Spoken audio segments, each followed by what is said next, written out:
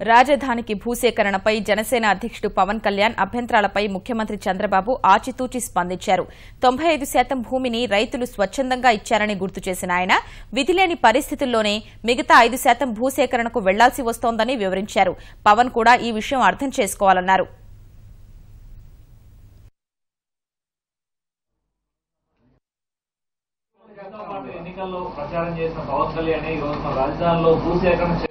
What I'm saying వారి intention తప్పుపట్టడం లేదు.